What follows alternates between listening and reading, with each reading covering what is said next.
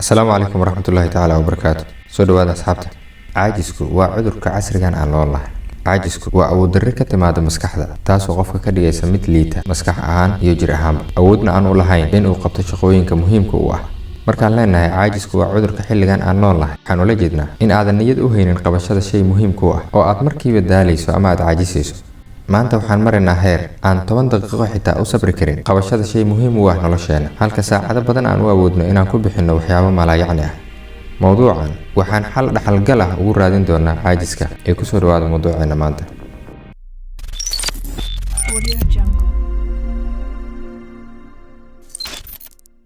soo dhawaada mar kale. magacaygu waa Maxamed Cabdullaahi. waad ku mahadsantahay la joogaaga. waxaa la sheegaa in caajisku mararka qaar uu yahay mid fiican.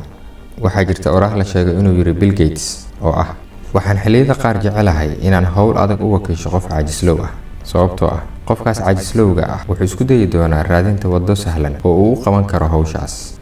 mawduuceena maanta 3 su'aal ayaan uga jawaabi doonaa. waa maxay caajiska? maxaa sababa caajiska? iyo sideed uga adkaan kartaa caajiska? caajisku siyaabo kala duwan ayaa loo qeexay, laakiin qeexitaanka ugu fiican waa marka qofku uusan doonin ama uusan niyad u hayn inuu shaqo qabto, xitaa haddii uu haysto waqti iyo awood uu shaqadaas ku qaban karo.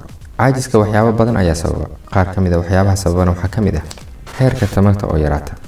tamartu waa awoodda u suurtagelisa qofka inuu shaqo qabto. dadka qaar waxaa caajiska ku keena heerka tamartooda oo hooseysa, taas oo caqabad ku noqon karta qabashada shaqadii laga rabay. qodobka labaad, waxyaabo kale oo ka mashquuliya shaqada. waxaa laga yaabaa dadka qaar inay caajis uga qaadaan qabashada howlahooda waxyaabo ka mashquuliya shaqooyinka ay qaban lahaayeen, sida telefoonka, TV-ga iyo wixii la mid ah. adiga oo shaqooyinkaaga caadiga ah wata ayaa waxaa laga yaabaa in mid ka mid ah aaladaha social media notification kaaga soo dhaco, kadibna aad ku dhacdo shabaqa baraha bulshada, waqti badanna kaaga baxo. taasi ayaana qofka ku keeni karta in uu ka caajiso hawshii uu qaban lahaa, isagoo dareemaya in waqtigiisii ugu badnaa uu lumay. qodobka saddexaad, inaadan helin hurdo kugu filan. in aan helno hurdo nagu filan habeenkii waxay saameyn xoogan ku leedahay caafimaad qabka jirkeena iyo maskaxdeena. waxaa qasab ah inaad hesho hurdo kugu filan si ay maskaxdaada u hesho tamar ku filan oo ay ku qabato howlahaaga maalinta. hurdo la'aanta ayaa sababi karta khataro caafimaad oo halis ah, sida difaaca jirkaaga oo daciifa, daal maskaxeed iyo mid jireed, iyo hoos u dhac ku yimaada waxqabadkaaga maalinlaha ah. waxaa jira mawduucan ka diyaariyay muhiimadda hurdada. haddii aad danaynaysid inaad wax badan ka ogaatid, dhammaadka mawduucan ayaan kuu soo dhigayaa. qodobka afraad, shaqada oo kugu badata. dadka qaar ayaa shaqada oo ku badan awgeed waxay dareemaan culays badan oo ku saabsan tirada iyo baaxadda howlahooda, taasoo keentay in gebi ahaanba ay ku caajisaan shaqada.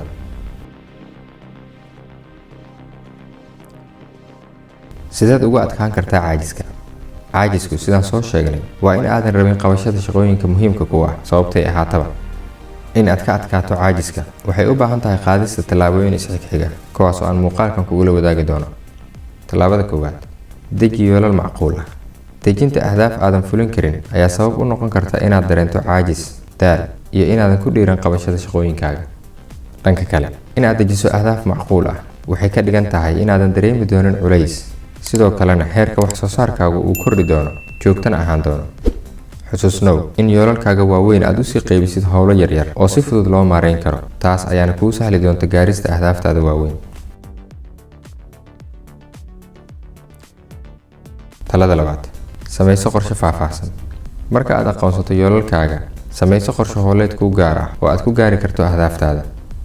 ogow qof walba oo raba inuu nolosha heer ka gaaro kana adkaada caajiska waxa uu u baahan yahay qorshe maalmeed dhammaystiran.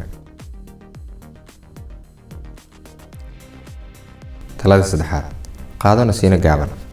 siday isku raaceen khibrada maskaxda, maskaxdeena looguma talagelin inay joogtayso hal hawl in ka badan 45 daqiiqo. haddii aad isku daydo inaad sii waddo hawshaas, waxaa macquul ah inaad ka dhaxasho caajis, waxqabad xumo iyo niyad jab. si aysan taas u dhicin, qaado nasiino joogto ah dhowrkii daqiiqaba mar. waxaa jirta xeelad lagu magacaabo Pomodoro Technique, habka maareynta waqtiga, taasoo u qaybinaysa saacadaha dhaadheer ee aad howlahaaga ku qaban lahayd daqiiqado. xeeladan waxay ku talinaysaa in markii aad 25 daqiiqo qabato hawl, aad qaadato nasiino 5 daqiiqo ah, kadib hawshii aad ku noqoto. sidoo kale 25 daqiiqo kadib aad mar labaad qaadato nasiino 5 daqiiqo ah. 5 jeer markaad sidaas samaysid nasiino dheer oo ugu yaraan 15 daqiiqo ah ayaad qaadanaysaa. muhiimadda xeeladan ayaa ah in si kasta oo ay hawshu u badan tahay una waqti dheer tahay aadan ku caajisaynin adiga oo firfircoon aad dhameynayso hawshaada. waana sirta dadka qaar ay mar walba u firfircoon yihiin. mowduucii ka horreeyay waxaa qayb ka ahaa farsamadan Pomodoro Technique. runtiina waa farsamo aad muhiim ugu ah qof walba oo qabanaya hawl muddo dheer soconaysa. saaxiibayaal, mowduucina maanta intaas ayuu ku egyahay. haddii aad ka hesho muuqaalka like saar, asxaabtaadana sii gaarsii. inta aan ku kulmi doono mowduuceena xiga. Assalaamu calaykum waraxmatullaahi wabarakaatuh.